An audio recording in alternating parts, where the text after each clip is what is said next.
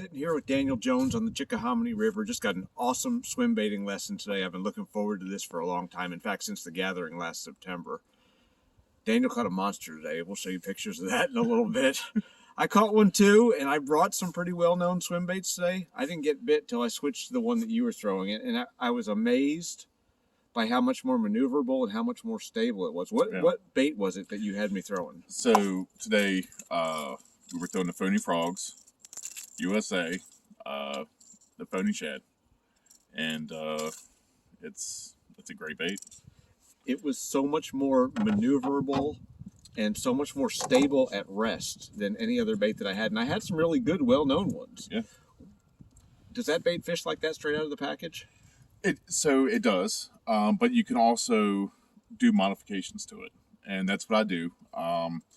The pins are left exposed, so you can pull them. You can adjust the bait to swim to your liking. Everybody's got a different way they like to swim their baits. This bait is super easy to tune. You can always change out the split rings, the hooks, and that's what I do. I change out my split rings and hooks. I like a little bit slower sinking bait. I like to stay up in the higher in the column. And we saw that big 7-pounder that you caught. It came up out of a tree and just annihilated it. Yeah. And it was cool because I would never think to throw a pig swim bait, but we could watch it the whole way back and watch the strike. Yeah, it's really good to track through the water, whether water's stained or clear. It's just it's really awesome to watch swim through the water. And I see that you have special hooks and special split rings on there. What do you change them out to? So I got the Decoy EX split rings, number 4, and then I've got the size 1 quad hooks from Decoy. Decoy makes those hooks? Yep. And what is it about the quad that you like? I've had these hooks on this bait for probably 2 years, and they are just as sticky as when they came out the pack. And they do not, they're super hard to bend out, and they just stay super sticky.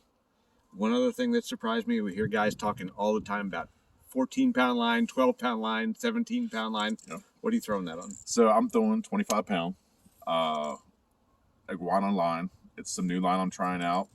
It's a lot thinner diameter than the Ozer line, and it's got a lot less memory. And so far, so good. I'm really liking it. And what's the rod that you throw that on? So this is the F5. This is the Universe rod. They did it the second gathering, and this is just a really, really good stick. As you know, when you caught your fish. I was amazed by it because, again, I have some really good swim bait rods, and I like them. But this one, it just loaded up right. It cast right. It seems to handle everything perfectly with that bait. It really does. Brad Vanderpool with F5. He does a great job designing his rods. And this rod, you can almost throw certain paddle tails on it, but I really love it for a Phoney rod. It's a perfect match. And obviously, you're pretty devoted to the Phoney. If people want to get one, what's the best way to get a hold of that bait? So right now, so Jason used to do drops online. Right now he's selling to a lot of tackle shops, Green Tops, and there's a couple other shops in Tennessee.